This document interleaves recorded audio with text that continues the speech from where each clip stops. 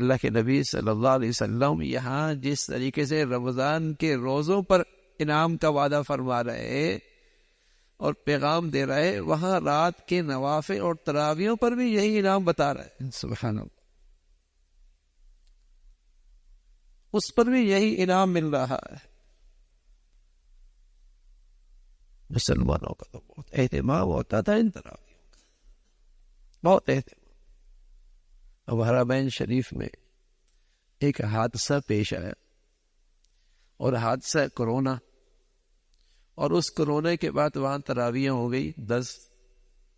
اب آئندہ نسل آئے گی وہ سمجھے گی کہ اسلام میں تراویح ہے ہی 10.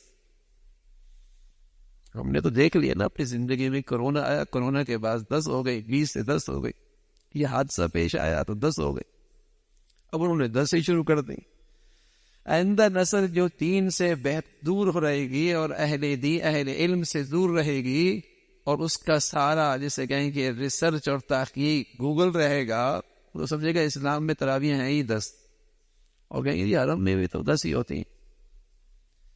کونوں نے سمجھایا بھی وہاں تو ایک حادثہ پیش آیا، اور اس حادثہ کے بعد وہاں کے جن لوگوں کے ہاتھوں میں بدقسمتی سے وہاں کے عبادت خانے ہیں اور مقدسات ہیں، ان کے ہاں دین کا ذوق شوق کوئی نہیں. تو اس حادثے کا نتیجہ ہے، لیکن آئندہ نسل تو اسی کو سمجھے گی کہ یہی چیز ایسی ہے. ساری زندگی وہاں 20 ہوتی رہی. اب مسلمان وہاں عمرہ کرنے جاتے ہیں، عادت پڑتی ہے 10 کی، تو پھر وہ 10 کیا وہ 8 بھی چھوڑ دیتے. یہ ہم تو وہاں اتنے پڑھ کے آئے، تو یہاں اتنی کیوں لمبی لمبی پڑھی جاتی. عمرہ کرنے گئے اور سنتوں سے معروم ہو گئے، نفل کرنے گئے اور سنتوں سے معروم ہو گئے. تو اہتمام ختم ہوتا چلا جاتا. اللہ کے نبی صلی اللہ علیہ وسلم، اور پھر سارے سال میں ایک مرتبہ قرآن سننا نصیب ہوتا ہے نماز میں، اور اس کی بھی اس کو توفیق نہ ملے. کتنا معروم آدمی ہے، اس کی بھی اسے توفیق نہ ملے. پورے سال میں ایک موقع آتا ہے پورے قرآن مجید سننے کا، اس کی بھی اسے توفیق نہ ملے.